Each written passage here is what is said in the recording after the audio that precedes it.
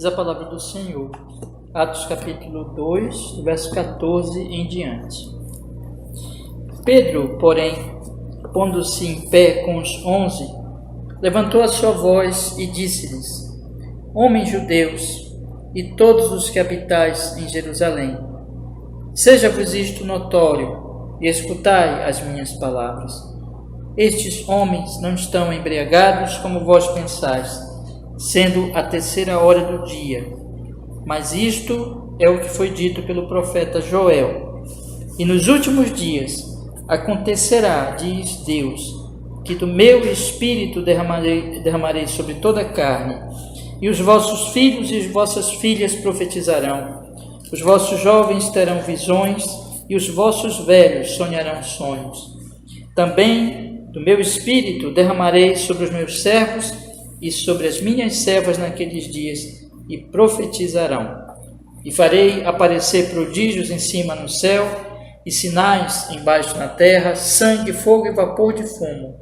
O sol se converterá em trevas, e a lua em sangue, antes de chegar o grande e glorioso dia do Senhor. E acontecerá que todo aquele que invocar o nome do Senhor será salvo. Agora, irmãos, lá no mesmo capítulo, mas no versículo 25, diz assim: Porque dele disse Davi, sempre via de mim o Senhor, porque está à minha direita, para que eu não seja abalado. Por isso se alegrou o meu coração, e a minha língua exultou, e ainda a minha carne há de repousar em esperança, pois não deixarás a minha alma no inferno, nem permitirás que o teu santo veja corrupção. Fizeste-me conhecidos os caminhos da vida, com a tua face me encherás de júbilo. Homens e irmãos, seja-me lícito dizer-vos livremente acerca do patriarca Davi, que ele morreu, foi sepultado, e entre nós está até hoje a sua sepultura.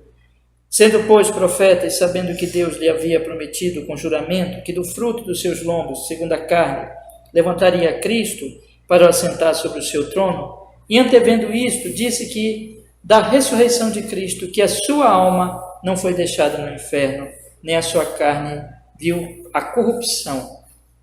Deus ressuscitou a este Jesus, do que todos nós somos testemunhas, de sorte que, exaltado pela destra de Deus, e tendo recebido do Pai a promessa do Espírito Santo, derramou isto que vós agora vedes e ouvis. Porque Davi não subiu aos céus, mas ele próprio disse o Senhor, meu Senhor, assenta-te à minha direita, até que ponha os teus inimigos por escabelo dos teus pés. Saiba, pois, com certeza, toda a casa de Israel, que esse Jesus, a quem vós crucificaste, Deus o fez Senhor e Cristo. Amém. Vamos orar, meus irmãos. Senhor nosso Deus, que o Senhor fale conosco nesta noite, Senhor. Nós estamos aqui reunidos em torno da sua palavra tão bendita, e que o Senhor fale ao nosso coração, nos edifique, Senhor, na verdade e do Espírito Santo, e abençoe, na verdade, toda essa série também, meu Deus. Nós oramos assim em Jesus, para o nosso bem e para a sua glória em Cristo. Amém e amém. Pode sentar, meus irmãos, pode sentar. Irmãos, esse texto que eu estou lendo com vocês é o 5º capítulo do livro do teólogo Joel Owen, é um livro inteiro sobre o Espírito Santo, uma compilação da obra, né? E hoje, no último estudo que nós fizemos aqui, nós começamos a ler este capítulo, e nós ficamos aqui na parte em que Joel Owen diz assim, que nós somos ensinados a orar para que Deus nos dê o seu Espírito Santo, para que com o seu auxílio possamos viver para Deus na santa obediência que Ele requer. E este capítulo, o título dele é A Obra do Espírito Santo na Nova Criação. Nós já temos estudado aqui sobre quem é o Espírito Santo, a pessoa do Espírito Santo, a natureza dele, a obra dele. Nós já vimos aqui como ele atuou desde o início, como foi a obra dele para escrever a Bíblia, para escrever o Antigo Testamento, a revelação que ele trouxe de Deus, assim, preparatória a respeito de Jesus Cristo. Mas esse capítulo ele fala da nova criação, da obra do Espírito Santo nos tempos já do Novo Testamento, da nova aliança e da grande obra de restauração de todas as coisas que o Espírito Santo faz como resultado da obra de Jesus na cruz do Calvário, que veio para a nossa salvação. Então, eu vou ler aqui o trecho, até onde eu li, na última terça-feira que nós nos encontramos, e os irmãos, então, quem tiver o texto acompanhe, quem não tiver, ouça, né? Dá para entender perfeitamente aquilo que nós falamos, através de ouvir. Aí nós vamos ler alguns textos também das Escrituras, né? Diz assim: o grande privilégio profetizado quanto à era do Evangelho, que faria a Igreja do Novo Testamento mais gloriosa do que a do Antigo Testamento, foi o maravilhoso derramar da promessa do Espírito Santo sobre todos os crentes. É o vinho melhor que foi deixado por último. O ministério do Evangelho, pelo qual somos novamente nascidos, é chamado de ministério do Espírito. No Novo Testamento, a promessa do Espírito Santo é para todos os crentes e não apenas para alguns poucos especiais. Somos ensinados a orar para que Deus nos dê o seu Espírito Santo, para que com o seu auxílio possamos viver para Deus na santa obediência que Ele requer. O Espírito Santo foi prometido solenemente por Jesus Cristo quando estava para deixar o mundo. Portanto, o Espírito Santo é prometido e dado como a única causa de todo o bem que podemos partilhar neste mundo. Não há bem que recebamos de Deus senão o que nos é trazido e em nós é operado pelo Espírito Santo.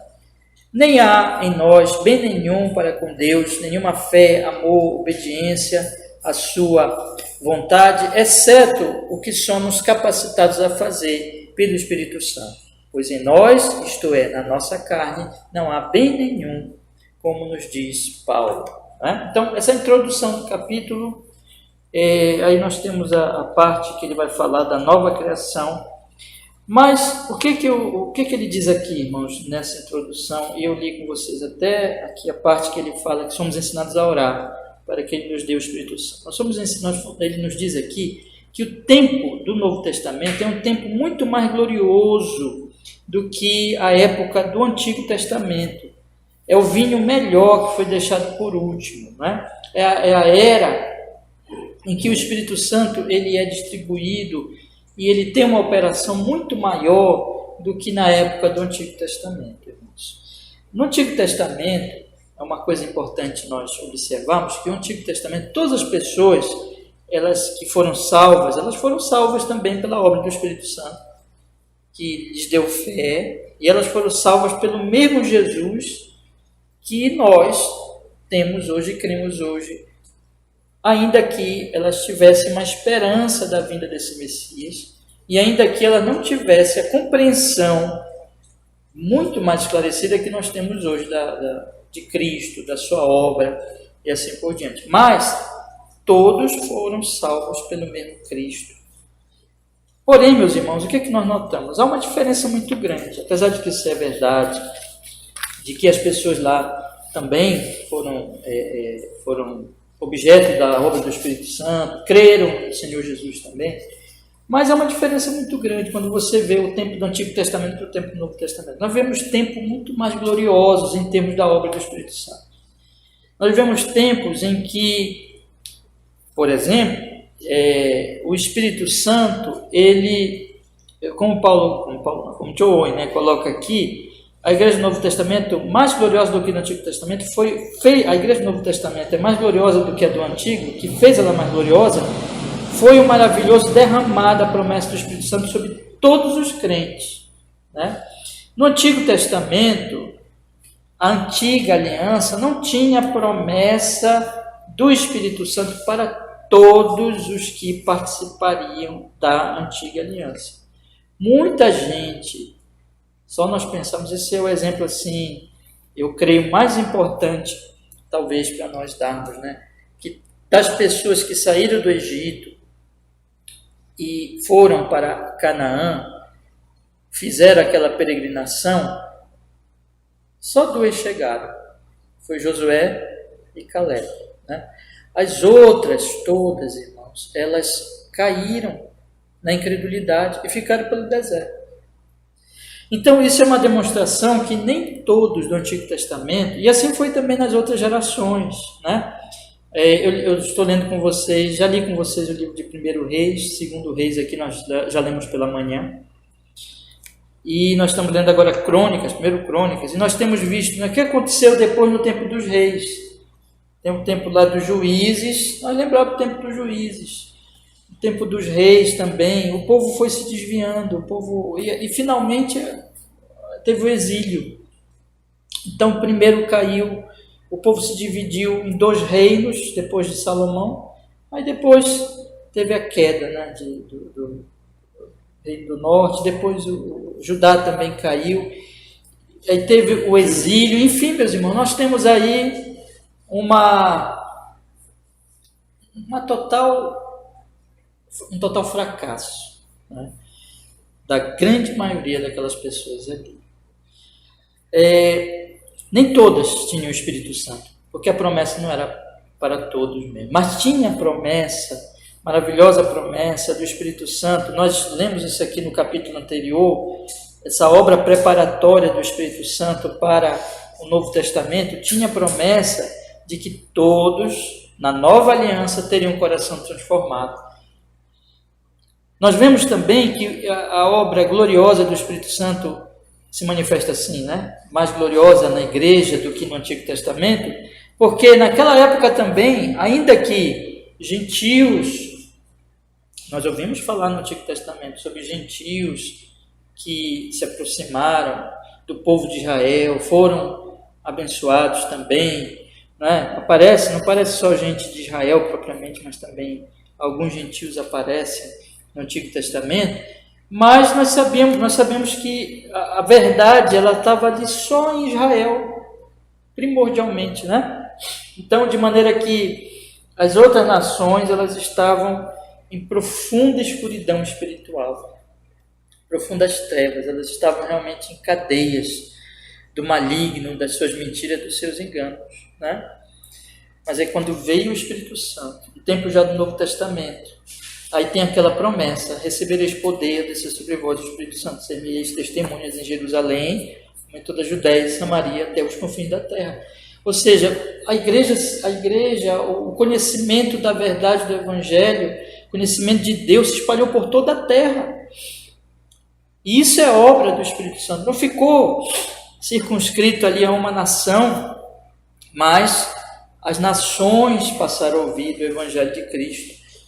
Podemos dizer que nesse sentido o diabo foi amarrado na sua obra da mentira, né, de engano, e ele foi destituído desta obra. Ele continua enganando, né, mas não mais como antes. Por quê? Porque o Espírito Santo ele espalhou a palavra de Deus de maneira que muitas pessoas creram. E mesmo as que não creram, é inegável a influência da obra de Deus, da obra do Espírito Santo, da pregação do Evangelho, do cristianismo, em várias e várias nações, né?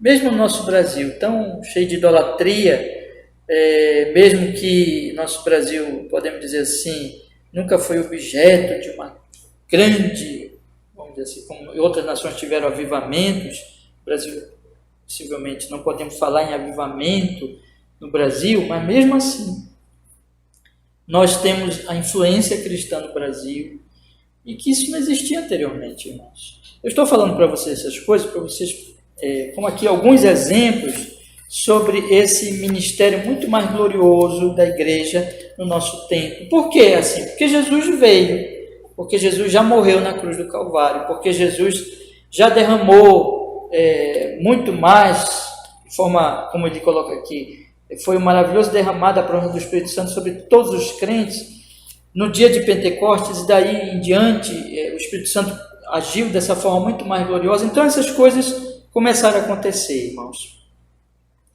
No segundo parágrafo aqui, John ele continua falando de algumas coisas que eu já também tratei com vocês, né? Que o ministério do Evangelho pelo qual somos novamente nascidos é chamado de ministério do Espírito, ou seja, é Ele quem vem e faz esta obra no nosso coração. No Novo Testamento, a promessa do Espírito Santo é para todos os crentes e não apenas para alguns poucos especiais. Somos ensinados, esse é o ponto aqui que eu fiquei com vocês na semana passada, somos ensinados a orar para que Deus nos dê o seu Espírito Santo, para que com o seu auxílio possamos viver para Deus na santa obediência que Ele requer. Então tem duas coisas aqui, né? Eu já li com vocês essa parte, mas é interessante nós lermos novamente aqui, Mateus 7,11, vamos ler aqui a palavra, Mateus 7,11, eu li Atos 2, exatamente como uma demonstração que o próprio Pedro diz aqui, não é? Que o que estava acontecendo no Pentecostes era uma promessa do Antigo, para essa obra gloriosa do Espírito Santo, vindo testificar a respeito de Jesus Cristo nos tempos agora do Novo Testamento. Mas vamos ver aí, Mateus, capítulo 7, versículo 11. Mateus, capítulo 7, versículo 11. Diz assim a palavra do Senhor.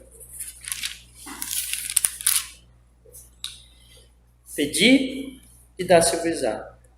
Buscai e encontrareis. Batei e abri-se-vos-á. Porque aquele que pede, recebe, que busca, encontra, que bate, abre-se-lhe-á. E qual dentre vós é o homem que, pedindo-lhe o pão, o seu filho, lhe dará uma pedra? Pedindo-lhe o peixe, lhe dará uma serpente? Se vós, pois, sendo maus, sabeis dar boas dádivas aos vossos filhos, quanto mais o vosso Pai, que está nos céus, dará bens aos que lhe pedirem. Jesus está falando aqui que nós devemos pedir, buscar e bater na porta, né? Que é aqui a oração, nós devemos orar, nós devemos clamar. E o que nós devemos pedir? Devemos pedir bênção, a bênção. Ele diz que se nós, sendo maus, não damos o que é mal aos nossos filhos, se um filho pede o pão, nós não damos uma pedra, se um filho pede um peixe, nós não damos uma serpente, quanto mais Deus não dará bens aos que lhe pedirem. Quanto mais o Pai que está nos céus, né, não dará bens aos que lhe pedirem. Jesus está aqui incentivando este clamor, esta oração por esses bens da parte do Pai. Mas que bens são esses, irmãos? Aí ele explica melhor em Lucas, capítulo 11, versículo 9. Vamos ler também? Lucas, capítulo 11, versículo 9.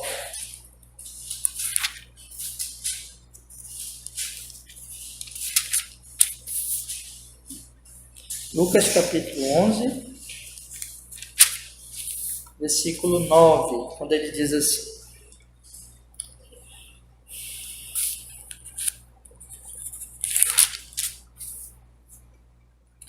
E eu vos digo a vós, pedi e dá-se-vos-á, buscai e achareis, batei e abri-se-vos-á, porque qualquer que pede recebe, quem busca acha, quem bate abre-se-lhe-á. Mesma coisa, né?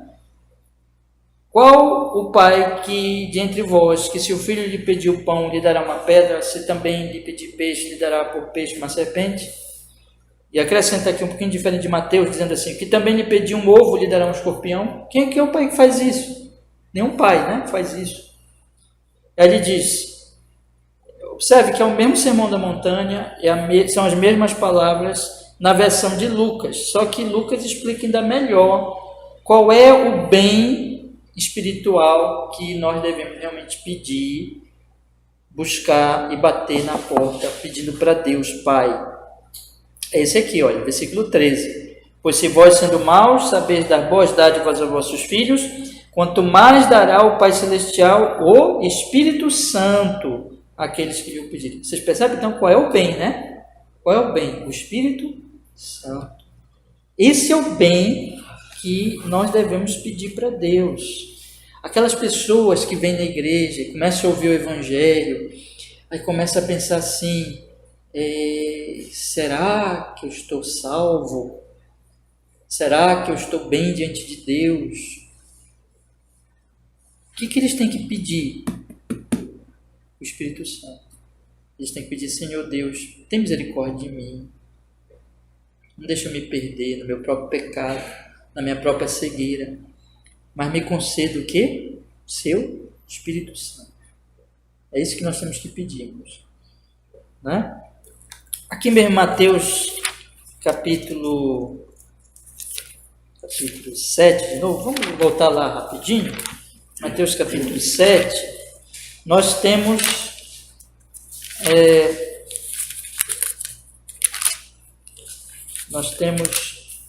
o Senhor Jesus falando mais adiante um pouquinho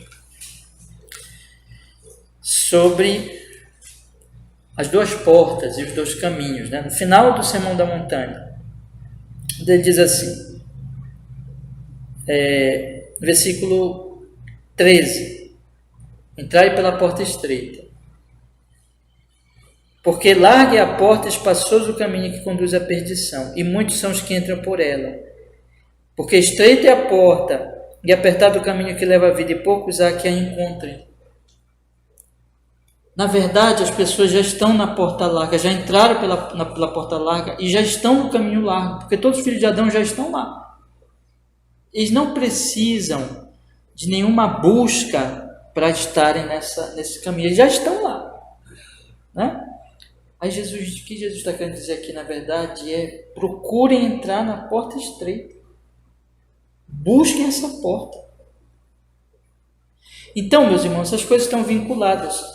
A busca, quando alguém começa a ouvir o Evangelho, o primeiro pedido que ele tem que fazer é: Senhor Deus, tem misericórdia de mim, regenera o meu coração, opera na minha alma. Claro que isso, quando ele pede isso, é evidente que o Espírito Santo já está agindo nele, né? Mas essa é a busca, o anelo, aquilo que o Senhor Jesus Cristo diz que é o principal, é a fome e sede de justiça. Lá no Sermão da Montanha, no iniciozinho, ele diz: bem-aventurados os que choram, bem-aventurados os que têm fome e sede de justiça, né? Bem-aventurados aqueles que estão realmente ali com fome das coisas de Deus, que querem o mais importante. E Jesus diz aqui: se nós, sendo maus, sabemos dar boas coisas aos nossos filhos, quanto mais o Pai não dará, na linguagem aqui de Mateus, bens aos que lhe pedirem. Mas ele explica lá em Lucas que esse bem é o Espírito Santo. Então, isso que João está falando aqui: somos ensinados a orar para que Deus nos dê o seu Espírito. Então, irmãos, essa é a busca de toda pessoa, quando ela está também começando ali, né, nos primeiros passos sobre o Evangelho de Cristo, ou aquele que tiver alguma dúvida sobre a sua salvação. É isso que ele tem que orar: Senhor, me dê o seu Espírito, me dê essa certeza de que eu estou nos seus caminhos, né?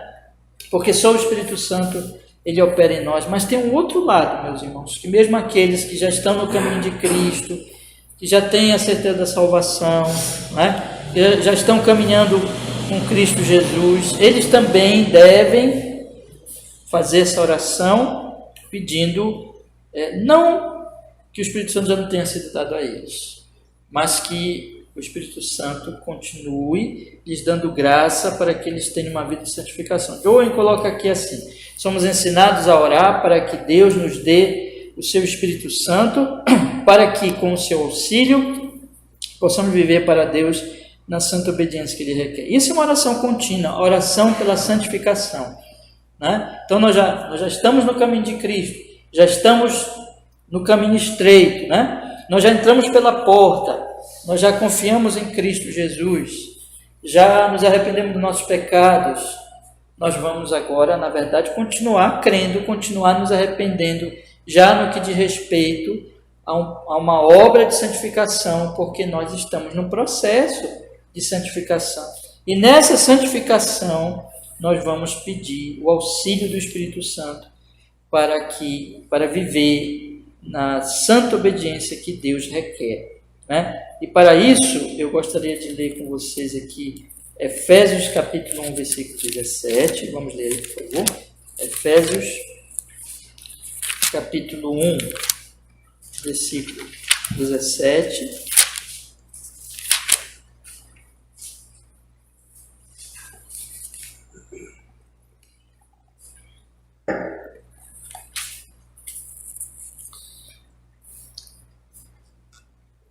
para que o Deus de nosso Senhor Jesus Cristo, o Pai da glória, vos dê em seu conhecimento o espírito de sabedoria e de revelação, tendo iluminados os olhos do vosso entendimento, para que saibais qual seja a esperança da sua vocação, quais as riquezas da sua glória, de sua herança nos santos, e qual a sobreexcelente grandeza do seu poder sobre nós, os que cremos, segundo a operação da força do seu poder. Então, irmãos, aqui ele está orando pelos crentes já. Ele está orando pelos Efésios, uma igreja, né? E Paulo está dizendo, no versículo 16, que ele não cessa de dar graças a Deus por vós, lembrando-me de vós nas minhas orações. E o que ele pede? Que o Deus de nosso Senhor Jesus Cristo, perdão, o Pai da glória, dê a esses irmãos o conhecimento, o espírito de sabedoria e de revelação. É a obra do Espírito Santo, né? Para que eles cresçam em sabedoria, em revelação, iluminação dos seus olhos, no entendimento das coisas de Deus. Então nós vamos continuar pedindo, né? Então eu sugiro assim, né? Duas coisas aqui, que primeiro, aqueles que estão ouvindo o Evangelho, que estão sendo tocados, eles devem orar, Senhor, devem buscar Deus, devem se expor à palavra, né? Devem vir à igreja, ouvir a pregação da palavra, se expor à palavra de Deus e clamar a Deus, para que Deus faça uma obra no coração deles, transforme a alma deles, o coração deles. E aqueles que já são crentes, irmãos, que já estão caminhando no Evangelho, devem pedir também, né? Devem pedir que cresçam, como Paulo diz aqui, em sabedoria, entendimento, saber a esperança da vocação, as riquezas da glória de sua herança nos santos. Eles têm que crescer nisso. Então, o incentivo aqui é que nós continuemos a buscar, irmãos. Aqui mesmo em Efésios, agora capítulo 3, versículo 16, olha aí, por favor, diz assim, para que, segundo as riquezas da sua glória, vos conceda que sejais fortalecidos com poder pelo seu Espírito no homem interior, para que Cristo, pela fé, habite pela fé em vossos corações, a fim de, estando enraizados e fundados em amor, poderes perfeitamente compreender com todos os santos qual seja a largura, comprimento, altura e profundidade, e conhecer o amor de Cristo que excede todo entendimento, para que sejais cheios de toda a plenitude de Deus. Ora, aquele que é poderoso para fazer tudo mais abundantemente, além daquilo que pedimos ou pensamos, segundo o poder que em nós opera, essa é a glória na igreja, por Jesus Cristo em todas as gerações, para todo sempre. Amém. Mais uma vez ele está orando pelos crentes. Ele está dizendo que, né, por causa disso, olha o que diz no versículo 14, né, por causa disso me ponho de joelhos perante o Pai de nosso Senhor Jesus Cristo, do qual toda a família nos céus e na terra toma o nome, para que, segundo as riquezas da sua glória, vos conceda, né, sejais fortalecidos com o poder pelo seu Espírito. Então aqui está orando pelos crentes. Então, irmãos, o que a Bíblia nos incentiva? É esse o ponto que João está tocando aqui, principalmente. Ele diz assim: somos ensinados a orar para que Deus nos dê o seu Espírito Santo, para que com seu auxílio possamos viver para Deus na santa obediência que Ele requer. Vamos ver outro texto, Colossenses 2, 2. Colossenses 2, 2. Diz assim a palavra do Senhor.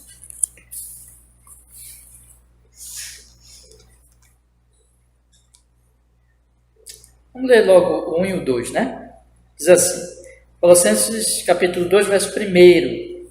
Porque quero que saibais, com grande combate tenho por vós, pelos que estão em Laodiceia, por quantos não viram meu rosto em carne, para que os seus corações sejam consolados, estejam unidos em amor, em todas as riquezas, da plena certeza da inteligência, para o conhecimento do mistério de Deus Pai e de Cristo, em que estão escondidos todos os tesouros de sabedoria e de conhecimento. Irmãos, ele diz que ele quer que eles saibam o combate que ele tem pelos que estão, por vós e pelos que estão em Laodiceia, pelas igrejas, para que esses irmãos cresçam na inteligência, no conhecimento de Deus Pai, em que está em Cristo, em que está escondido todos os tesouros da sabedoria e do conhecimento. Então, irmãos, é um contexto aqui, né? No versículo 4 ele diz que digo isto para que ninguém vos engane com palavras persuasivas. Quer dizer que há um perigo de ideias erradas, de pensamentos errados, mas ele está orando para que o Espírito Santo fortaleça a igreja na inteligência, no conhecimento de Cristo, na sabedoria de Cristo, para que eles sejam preservados dos enganos, das mentiras deste mundo, irmãos. Então vocês percebem que nós devemos continuar orando, não é para que o Espírito Santo venha, porque ele já veio, né? Não é que se nós já somos cristãos, somos crentes, ele já veio sobre nós, mas é para que ele venha nos conceder mais e mais da sua graça, mais e mais da sua bênção para a nossa santificação. E ainda nessa parte, vamos ler aqui Romanos 8, 26. Romanos 8, 26. Diz assim: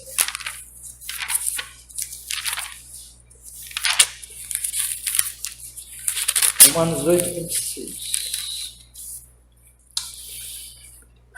E da mesma maneira também o Espírito ajuda as nossas fraquezas, porque não sabemos o que havemos de pedir como convém, mas o mesmo Espírito intercede por nós com gemidos inexprimíveis.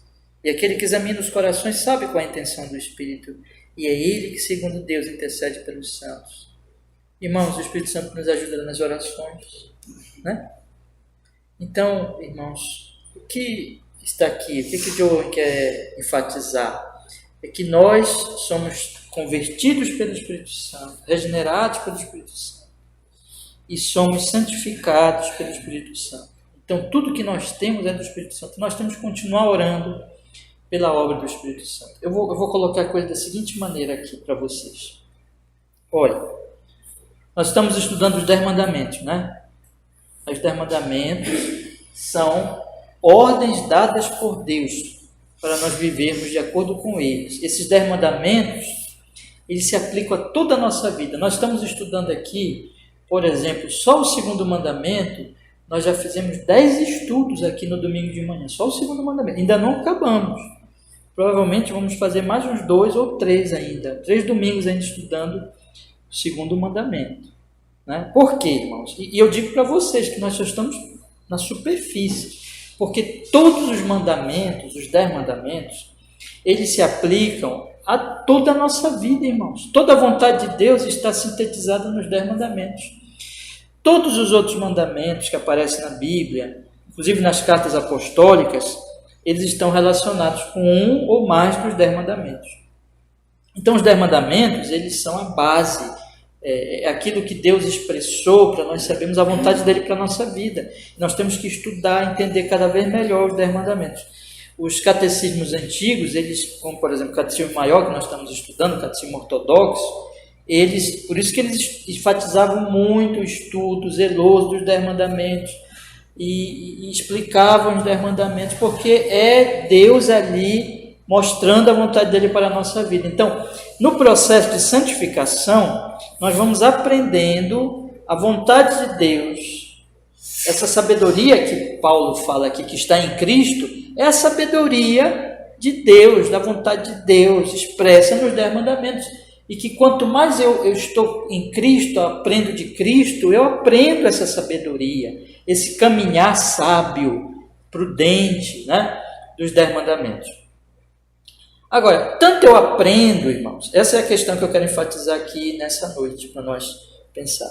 Tanto eu aprendo esses 10 mandamentos, como eu recebo poder de Deus, poder do Espírito Santo para obedecer os 10 mandamentos, né? Então, guardem isso. Quando Deus ele nos ensina os 10 mandamentos, ele também nos dá capacidade de obediência.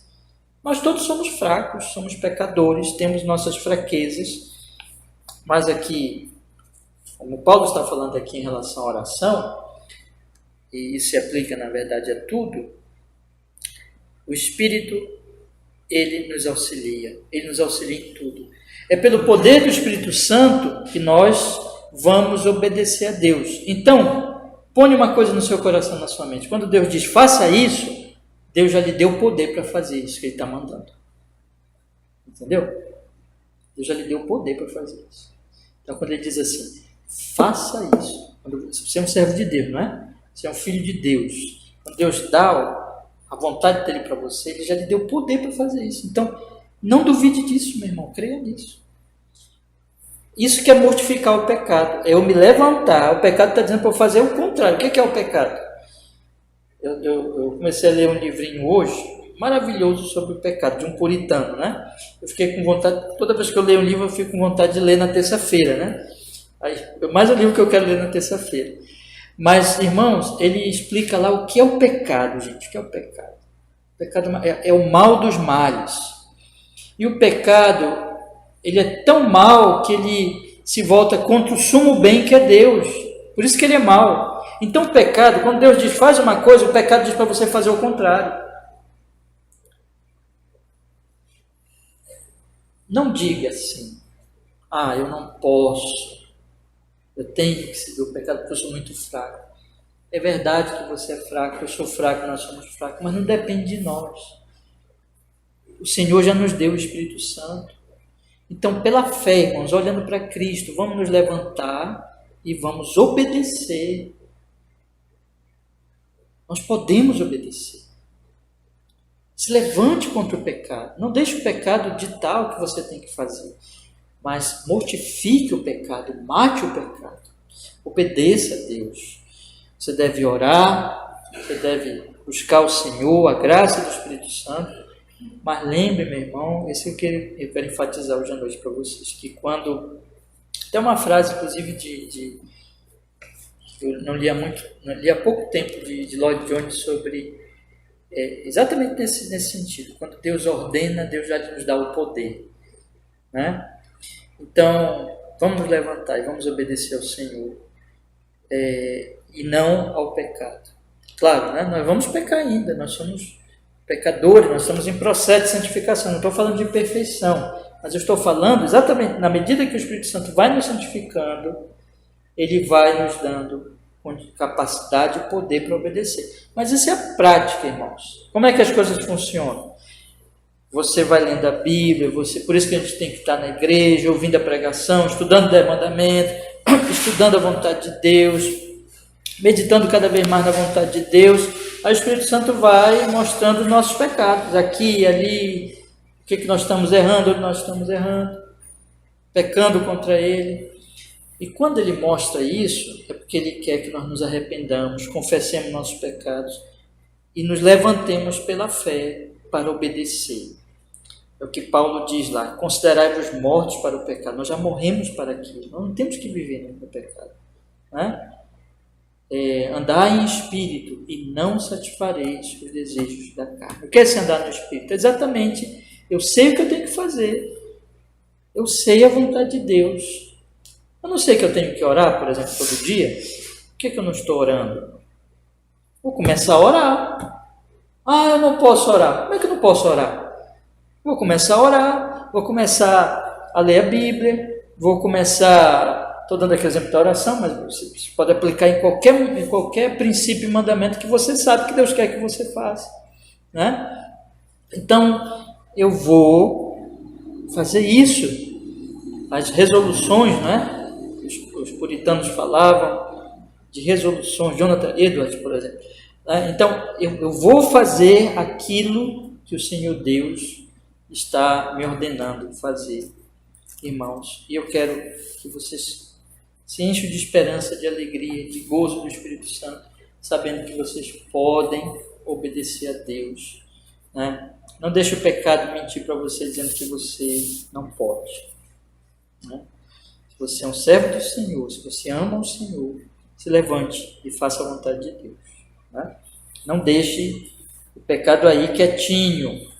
Não permita que o pecado comece a contaminar a sua alma, naquilo que você já sabe que é a vontade de Deus, né? Então, se for preciso, como na linguagem figurada o Senhor Jesus Cristo diz, arrancar um olho, tirar a mão, figurado, não é literalmente, ou seja, se você tiver que ser radical, seja radical, mas diga, eu vou fazer a vontade de Deus. Às vezes, irmãos, tem que ser desfeitas certas, até amizades, companheirismos, ou certas coisas que nós estamos assistindo, vendo, até hoje na televisão, ou, enfim, séries, qualquer coisa que tiver me atrapalhando, eu devo me afastar e eu devo buscar, pela graça do Espírito Santo, fazer aquilo que é de Deus, aquilo que é da vontade do Senhor. E eu tenho condições e poder para fazer isso. Veja, irmãos, aqui não é legalismo. Aqui não é tentar fazer as coisas pela nossa força.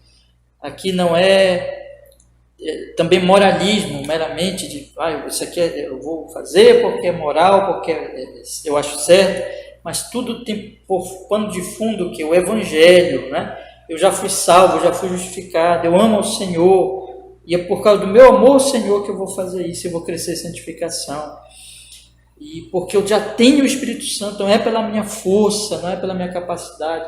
Então, esse aspecto doutrinário, por isso que as cartas apostólicas, elas eram divididas em doutrina, especialmente as cartas de Paulo, né? Dividida em doutrina e prática, porque o que Paulo está dizendo? Se é verdade isso, se é verdade que eu já fui lavado pelo sangue de Jesus, se é verdade que eu tenho o Espírito Santo, então Paulo dizia, vivam de acordo com a vocação que pela qual vocês foram chamados, na qual vocês foram chamados, né? Vivam de acordo com essa vontade de Deus, com essa doutrina bendita que o Senhor já deu para vocês. E assim, meus irmãos, nós vamos crescendo em obediência, né? É uma batalha, é uma guerra contra a nossa natureza, é uma guerra contra as tentações. Não vê como Paulo diz aqui, para que eles sejam guardados das ideias, dos pensamentos, do mundo, do pecado. É uma batalha contra a nossa própria fraqueza, é uma batalha contra um inimigo muitíssimo astuto e perigoso, que é o diabo, que tentou Judas e derrubou Judas, que com certeza tentou Pedro também. É uma batalha contra estes inimigos, irmãos, poderosíssimos, mas maior é aquele que está em nós do que aquele que está no mundo, né? Então nós estamos nas melhores condições. O caminho é difícil, né? Eu vou parar por aqui, aí a gente vai continuar. Vou só ler um trechozinho aqui para não encerrarmos, mas nós vamos continuar a semana que vem. Mas eu queria concluir com isso. O caminho é difícil, a batalha ela é muito grande, muito, muito, muito grande, irmãos. Mas nós estamos com todas as condições para enfrentar essa batalha. Nós estamos preparados. A primeira coisa que nós temos que fazer é ter consciência disso. E a segunda coisa é nos levantar para a nossa batalha. Nossa guerra santa, né, não é a guerra contra as pessoas. Não temos que brigar com as pessoas. Não estamos em guerra contra as pessoas. Nós estamos em guerra contra o pecado, que nos faz odiar as pessoas. E nós temos que amar as pessoas. Nós temos que ter paciência com as pessoas. Não temos que brigar com as pessoas, né? Nós estamos em guerra contra o diabo, contra o pecado, contra o mundo, né? Então é isso que Paulo fala, por exemplo, em Efésios, sobre a armadura de Deus. Nossa luta não é contra a carne, não é contra a sangue, mas é contra os principados, contra as potestades, contra as forças dominadoras deste mundo tenebroso. E nós temos aquelas armaduras, a armadura de Deus que está lá em Efésios capítulo 6, os irmãos depois nas suas casas, se quiserem, até um exercício para vocês, leiam, meditem um pouco naquela armadura lá, e vejam que Paulo diz, nós temos à nossa disposição essa armadura, nós temos o poder do Espírito Santo, nós temos a palavra de Deus, nós temos o culto público, nós temos a igreja do Senhor para nos apoiar, nós temos o dia do Senhor, nós temos as exposições regulares da palavra de Deus, nós estamos nas melhores condições. E nós estamos aqui, irmãos, para lutar e para evangelizar, né? Para levar para as pessoas que estão lá fora o conhecimento de que o problema delas é o pecado e que Cristo é o Salvador do pecado e que elas precisam ser redimidas. E nós estamos aqui para isso. Por isso que nós não vamos para o céu ainda, porque nós temos um trabalho a fazer nessa terra. Eu queria então concluir lendo o último trecho aqui. A semana que vem nós vamos continuar. Quando John Owen diz assim: o Espírito Santo foi prometido solenemente por Jesus Cristo quando estava para deixar o mundo. Portanto, o Espírito Santo é prometido e dado como a única causa de todo o bem que podemos partilhar nesse mundo. É isso, irmãos. E semana que vem eu vou falar um pouco mais então desse bem, né, que o Espírito Santo opera. Vamos orar, meus irmãos, e vamos pedir a sua bênção. Nós vamos ter um período de oração, tá bom? Ó Deus, obrigado, Senhor, porque nós podemos hoje à noite meditar, Senhor, na sua santa palavra e sobre esses assuntos tão gloriosos, Senhor. Pedimos que o Senhor nos ajude. Nós somos fracos, somos pecadores, mas nós temos o poder do Espírito Santo. Nós temos a presença do Consolador, do Auxiliador.